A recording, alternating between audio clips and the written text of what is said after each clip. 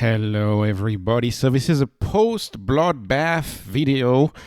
Today talking about the e-commerce stocks. As you know, I am updating my spreadsheet and I am just astonished by the fall that some of the e-commerce stocks have gotten ever since 1010, ever since October of 2025. So many stocks have been in free fall since the markets broke in October of 2025. Many of these stocks actually trading back near the levels of the 2022 crash. So imagine all the gains erased. But valuations here for, I think, 3 of them make absolutely no sense. And I've highlighted them in yellow here. C Limited, Millie, and Caspie, I think, have valuations that are way too low given their respective positions in their marketplaces. I didn't show you the revenue growth over the past 5 years for any of these because it's simple. It's stellar. There's no dent in the revenue growth for any of these. They've been doing so well. But of course, it's not reflected in the stock price because this market is crazy. So let's begin with C Limited. Of course, C Limited stands for Southeast Asia. They have 3 divisions. They have a gaming division, they have a money division with C Money, and then of course they have a shopping division with Shopee. Shopee being a leading website in Indonesia, in a lot of Southeast Asia, competing against some of the Baba brands and Baba initiatives down there. Tokopedia too, another competitor, I think. But anyways, high growth regions of the world. C Limited is everywhere over there. It is a leading brand. They have a charismatic founder. They also have the gaming division, which I find very interesting, which for many years in a row held the most downloaded game, like mobile game, a game called Free Fire. You may remember it for being banned in India because people in India were like too addicted to Free Fire. So, and their gaming division is kind of jumping back. So, to me, it makes absolutely no sense that this giant company now, nearly 40 billion, it's trading at a EV, enterprise value, over gross profit, over revenue growth of 0.13. The rule of 40 is almost there, right? Is almost there. Maybe I did a little rounding error somewhere, and boom, we're at rule of 40. I'm gonna grant them the rule of 40 with a 38. That's fine by me. Absolutely makes no sense. The stock is trading at trailing 12-month adjusted EBITDA 16 times. Trailing 12-month adjusted EBITDA. Of course, adjusted EBITDA being, in my view, the best proxy for free cash flow. So these are profitable businesses, right? 10% EBITDA margin, 45% gross margin, and growing fast, 28% next 12 months. Analysts are telling me C Limited will grow 28% next 12 months. Which is very good. And you'll note that my spreadsheet is very sensitive to high growth rates as well as valuations. Because you see, C Limited, I like it. I have 28% growth rate. Millie, I like it. I have 32% growth rate. And Caspie, I like it. I have 32% growth rate. But moving on to the next stock, which this is where you see my spreadsheet is sensitive on valuation. Even though Shopify is growing quite fast, at 27% next 12 months, revenue growth, I don't like it at all because the valuation is nosebleed. The valuation makes no sense. Also, Shopify has dropped. It's dropped too. All of these stocks have kind of the same pattern of drop. Isn't that interesting? But it doesn't drop nearly as much as some of the other ones. And it makes absolutely no sense to me. I mean, Shopify started as a website builder. It's still very much a website builder for some areas of it. I don't understand how enterprise value over gross profit over revenue growth is essentially a 1 for Shopify. I absolutely don't get it. In my spreadsheet, I want it to be under 0.5. That's when I start considering something cheap, and ideally under 0.3. So here at a 1, this is no good for me. Now, I have a reason why. I know why Shopify is so expensive. Why? Because it's a Canadian stock. Canadian stocks, for some reason, are super expensive always. I don't know why. I don't understand the hype. It makes very little sense. Yeah, Shopify is the leading, quote-unquote, e-commerce website builder. Sure, they operate websites from big brands. Like they operate, the Kardashian brands. They operate Figs, like Figs.com, they run that. On behalf of Figs, they have this motto, right? From startup to IPO, they accompany you to IPO. Even the Tesla merch store, which is a pretty big store, is run by Shopify. So they run a lot of stuff, including public companies. Sure, they are well embedded within their own ecosystem, but to me, I don't understand this valuation, especially when I look at Amazon, for example. Amazon is trading at half that. Amazon is twice as cheap as Shopify, and Amazon has AI. Amazon owns 27% of Anthropic. So I don't get it, but that's okay. And I think a lot of it has to do with, the Canadian money has to stick to Canadian stocks, and therefore they tend to bid up the jewels of Canada, essentially. And this is obviously, I think, Canada's top company. I think if I were to press, I would say Shopify is Canada's top company, right? More than, say, a Lululemon, for example. Anyways, Mercado Libre. Let's talk about Mercado Libre. This stock dropped quite a bit. Makes no sense. People try to justify the drop, saying, oh, there's competition. I know for Melly, they were saying there was some competition. Sometimes they complain about these companies lending money. But when I look at all of these charts, to me, the drop is simply due to the market's madness. And had we been in a favorable macro environment, for all of these stocks would be up and much more expensive. So that's why we get to buy them cheap. I find Mercado Libre to be too cheap, simply. Too cheap. I mean, especially when you look at the long-term return of this company.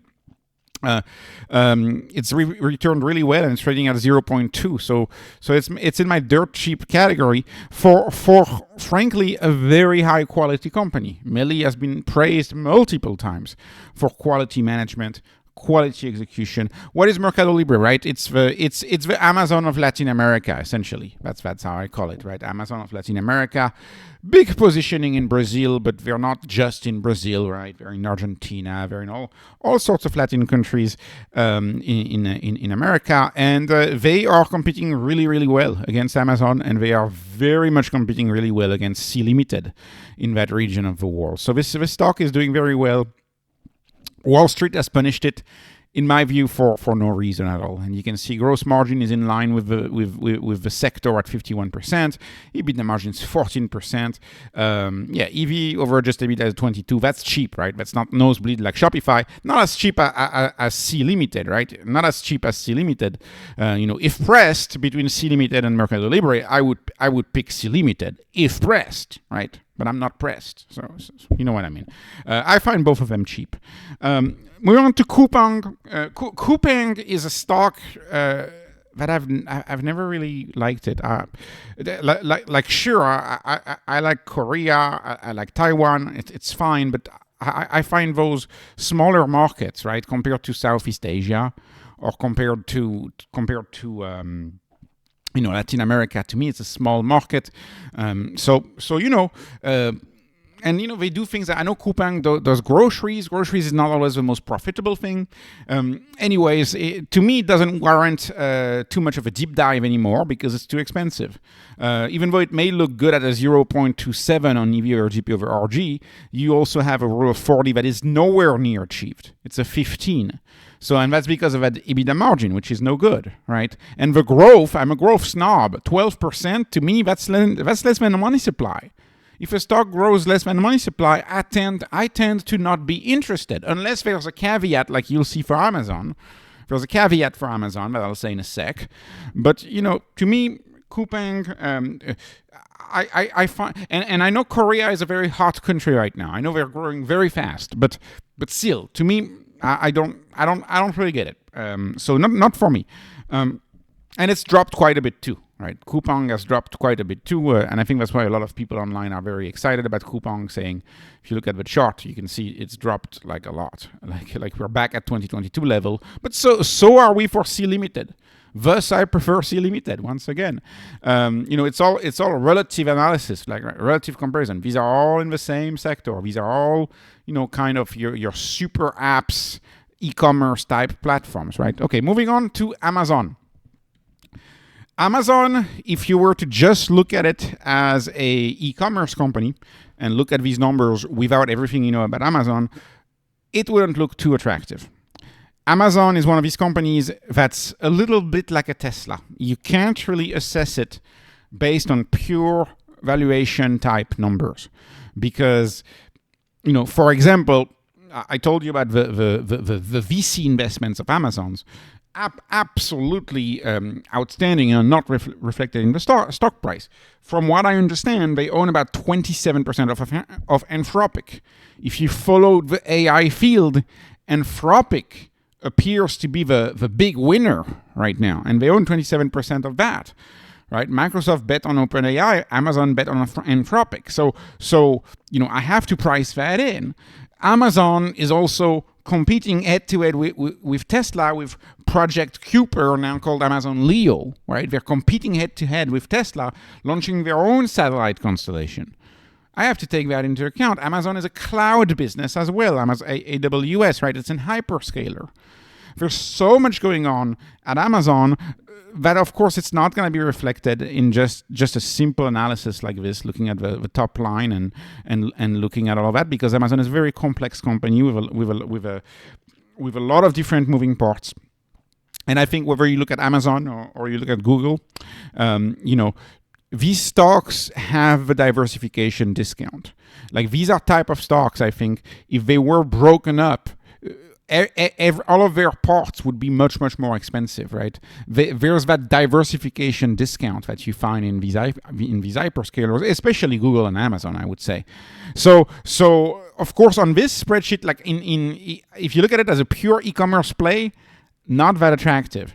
If you look at it as a big tech company, lots of very exciting things going on at Amazon. So and they make their own chips, right? They have their own compute. It's quite amazing, but not for the purpose of e-commerce and that spreadsheet. Let's finish with Caspie. Caspie, one of the least followed stocks out there. Caspie, like Sea Limited, like Coupang, Caspie is a super app. It's the super app of Kazakhstan. Namely, I think they have something like 80 or 90% market share. Actually, it's 90% market share, something like that in Kazakhstan. And Kazakhstan, of course, is a small country, 20 million people, but they do everything there. They do marriage license, they do DMV, they do banking, they do e-commerce, they do everything. And of course, by the way, the EBITDA margin here and gross margin, that's not a typo. Like, this is actually how much money that company makes. And I remember when I first covered it, I checked multiple times. Is that true? Well, yeah, that's true. That's really what they make. And they're able to do that because they started out as a bank. And now they're like, a super app, but they started out as a bank. So, very interesting to me. Another very important thing to point out about Caspie right now, which makes the stock more interesting, is that they bought Hepsiburada, which is a Turkish e-commerce platform. And actually, of course, since they bought it, you may have noticed that the EBITDA number on this company and the gross margin number on this company have dropped. They have dropped by quite a bit. But I also noticed that the forward growth rate has increased by a little bit. So over time, as they go after the Turkish market, and they try to grow in Turkey. They also bought Rabobank in Turkey. So Caspie is essentially trying to grow out of Kazakhstan because they won Kazakhstan, so they're trying to go to Turkey and see what they can do in Turkey. And to me, that's some very positive stuff going on. It's a region of the world to which I have zero exposure, to which I don't think anybody has any exposure. And Turkey is actually a pretty big country. Turkey, if you really analyze the geopolitics right now, the huge winner of the conflict is Turkey, right? If the hub in the Middle East is going to be closed, if the Gulf is going to be closed, who's going to benefit in international travel? Who's going to be the hotter country in the region, the safer country in the region? It's likely going to be Turkey, right? And you always see Istanbul kind of like taking over as a hub of replacement for the Dubai hub and the Abu Dhabi hub. So. And of course, a stock like Caspie, of course, wouldn't ever react to that type of analysis, of course. But I find it very cheap. The stock really hasn't moved at all since IPO, and that's perhaps because it's unnoticed. But if you look enterprise value over adjusted EBITDA is 3 times. Think about that. 3 times adjusted EBITDA. It makes absolutely no sense. Complete nonsense. Rule of 40 is 89. EV over GP over RG is a 0.08. So as I noted in my video yesterday, talking about Sezzle and how Sezzle appears to be in a league of its own as far as profitability goes, Caspie, in my view, is kind of in a league of its own as far as profitability goes here. Now the question is, does one want to be exposed to that region? That's the big question, right? Does one want to be exposed to the risks that come attached with an ADR, to the risks that come attached with accounting standards that may be different, right? That's the big question. And so a lot of people are naturally going to dismiss that right away. A lot of people will dismiss it right away. But not me. To me, everything has a price, and I think Caspie is very, very cheap right now. I think it's you're compensated for the risk, right? So to me, the winners, I see 3 winners. I see C Limited, Mercado Libre, and Caspie in the e-commerce stocks. So anyways, this was not financial advice. This is not investment advice. This is only entertainment, just entertainment. I'm hoping you are entertained. Please like, please subscribe, follow me on Patreon, follow me on X. Thank you for watching, and have a wonderful, wonderful day.